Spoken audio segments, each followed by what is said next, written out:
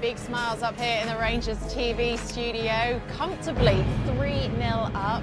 Neil, Mark still with us. I mean, this is the performance that we've been waiting to see from Rangers, isn't it? It's definitely an upgrade on... we spoke in the first part of the show today about the first 45 at Motherwell wasn't good enough. Well, this has been an upgrade, definitely. The tempo's much quicker, penetration's better. The biggest feature for me today, people hitting the box, Becky.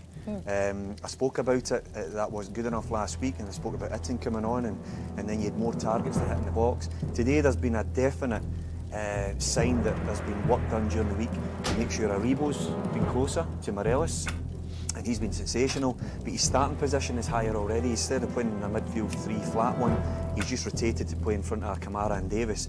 Kent's going in behind, Hadji's coming in, so in terms of desire to get into the box and make Ross County have to really defend, it's been different class. Mark, you enjoyed the first half? Lovely, yeah, that's just what we wanted to see. We wanted to see that impact from the start and, you know, try and get in the game before the second half comes. So, all done, tick, great play, some individual good skills all round, but I think it's just the energy. That's what we've been asking for from the first whistle. There's lots of energy on the park today, good interchanging of positions, as Neil just said there, and playing Morelos. Alfredo today has done terrific, especially for the goal. Yeah. Well, let's get to the goals, because we've had 3, so let's talk about them. And it's a combination that we don't talk about too often. Morelos with the assist, and Ryan Kent actually getting the ball in the back of the net. Well, you like this, Mark, didn't you? Yeah, I like this because this for me is a strange position for Alfredo. Alfredo was invariably, when the ball's in that area, will come and show central, but he's drifted off to the back post here, and he's done terrifically well against 2 defenders, and that is a great finish there from Kent. It's a brilliant header. Yeah, it's terrific. And it's as you're saying, Mark, Morelos pulling off there. Yeah. He's looking for the cushion, because that goal doesn't happen if, again, what I'm speaking about, players don't take a chance and drive into the box to get in support of the main striker, or if he's pulling out the area to be the main 9 in between the posts. And Kent did release. Kent to see he identified that Tavernier's standing up. He knows that Morelos isn't going to score. He's under pressure from 2 defenders, so he's then thinking, right, I'm the one that's going to get on the nod down here. And I tell you, that's probably a better header than it looks. In terms of, he's under pressure, he has to loop it into the top corner. I'm delighted for him because he beats himself up, Ryan Kent, at times, and I don't think he's been performing at his levels. He's much livelier today. 100%. You're absolutely spot on, and I could see it from the first couple of moments of the game. I'm watching him. I think I've counted 6 times he's gone in behind by spinning and running in behind. So what it does right away, defenders think, terrify the pace, they deepen, and that allows players of Rangers to get in between the lines. Just what we're saying about being aggressive without the ball and with the ball. He's done both from the first whistle today, and he's been pretty impressive, I must say.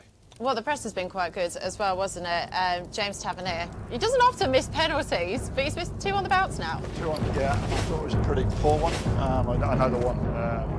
Again, great hunting from Kent and Morelos. Closing down, The reason why he's not sent off there, Becky, because people might say, oh, he's denied a goal-scoring opportunity. The reason why he's not been sent off, Jacobite, is because he's made that genuine attempt. Had he not made that attempt there, then, and he's actually probably a wee bit lucky, because he got his left foot there. It was Morelos, he just caught and brought him down without question. It's a penalty, but we're not expecting Tavernier to miss again. Does that get inside your head if you start to miss a few in a row? Not goal scorers. They're there to be taken and taken again. Keep missing, you'll score one sooner. But that was purely, I thought it was a poor penalty, because the fact he missed the target, that's a safe penalty.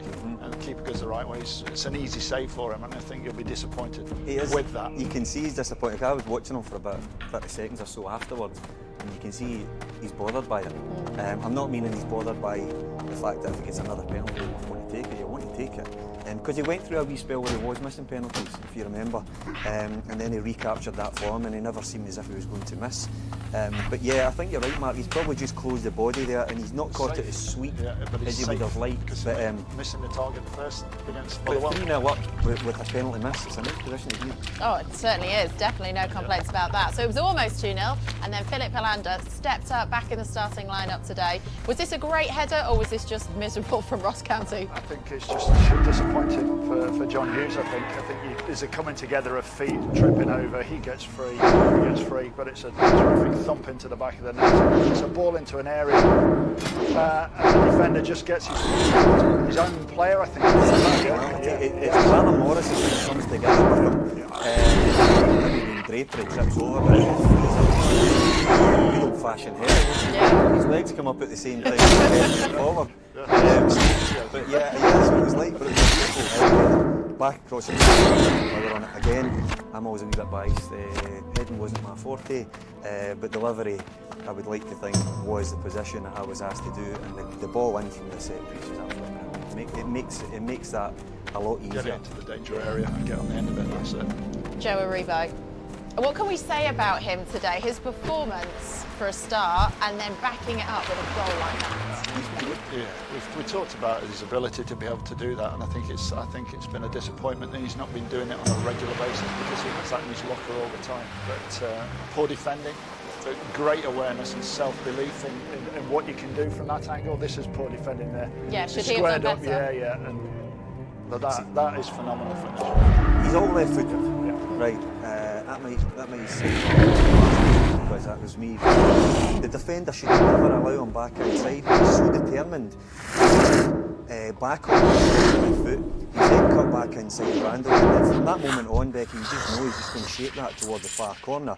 He's been outstanding, and I know I'm saying, show him onto his right foot, but I think he's been really, really bright. He's been aggressive, he's been direct, and that hasn't been Joe Aribo in the last few times I've seen him. I think he's been a wee bit safe, he's been deep, but his starting position today, I think, is reflective of the fact that I think the manager said to him, look, we need more from you going that way.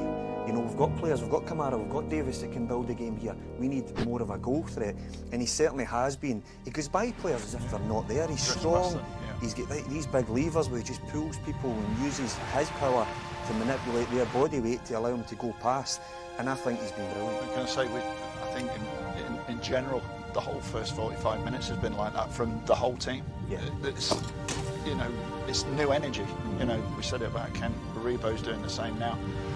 It's all over the park, and it becomes infectious because you see one guy doing it, another guy does it, and another guy does it. So it spreads around the team very, very quickly. I think Stephen will be absolutely delighted with that first 45. We've both been impressed with how many bodies have been in the box. Yes.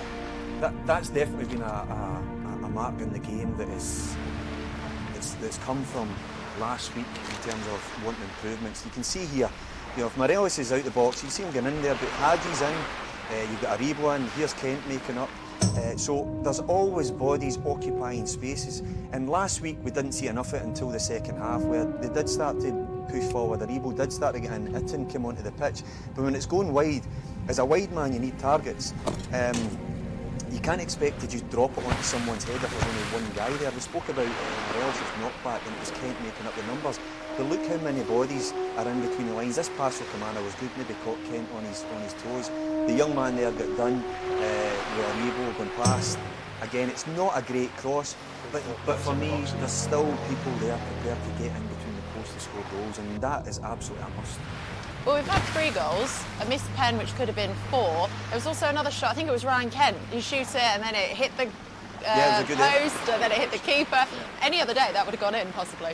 Yeah, well, I think Big Laidlaw will be pleased that he didn't have one of those calamity comedy moments where it's coming off the post. But again, Tavernier bombs forward, and Kent is really two-footed like Hadji. It's a nightmare for defenders because you've got 2 wide guys. Look at the numbers again, though. Yeah, again. So it's harder to pick up, but that little knockback to Kent, he takes it on his left side. It was a really good shot, but just the movement of the ball was taking it away all the time, but it could have come off a Big Laidlaw. Thankfully for him, it didn't.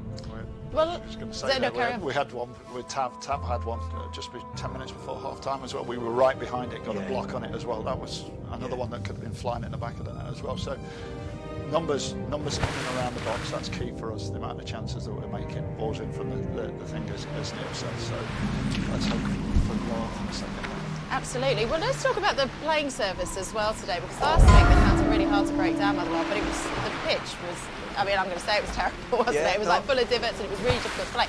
Perhaps that potentially was just an issue. Yeah, it's a relative thing. In fact, it's not. Or I think the opposition addition to the surface isn't good. Just to give you Yeah, make sure the studs right for this game. It definitely stopped Rangers' flow. This surface today is brilliant, so it allows them, as I said, when it's boggly, you have to concentrate first and foremost on the pass. You can't get your head up without controlling the ball. So that quick pass sometimes is eliminated. But today they're allowed to have a look up because they can take things first time because they trust on the surface. So full marks to the groundsmen here to get the pitch into great shape because it's been bad weather, it's been snow, sleet, it's been cold. And sometimes that undersoil heat destroys it, but it's looking great. But it's allowed Rangers to play the type of football that they know that they can play. You said about Ryan Jack, he might come on before Wolves, so I might be talking a lot of rubbish. So it's now the opportunity at 3-0 up. The game looks safe. It's about controlling the game. It's a great opportunity. Maybe Davis can come off, rest those legs, and Ryan Jack can get some game time.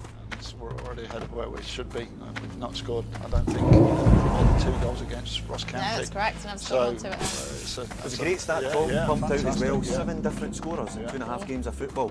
That means at Ross County, they're thinking, we can't get a break. We can't concentrate on the striker because the wide players are scoring. We can't concentrate on the wide players because the midfielders are scoring. We can't take our eye off the set pieces because the centre-backs are coming up and scoring. So that is an unbelievable... How you doing, man? Yeah, well, things are looking good. 3-0 up at half-time between Rangers and Ross County. The second half is on the way for you very shortly. Later. Okie dokie. What you want? You be careful, man.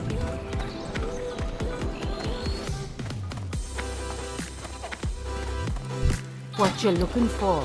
Good to meet ya. How you doing, man?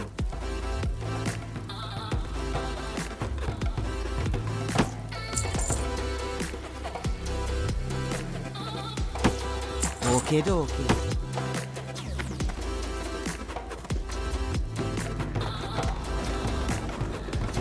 How you doing, man?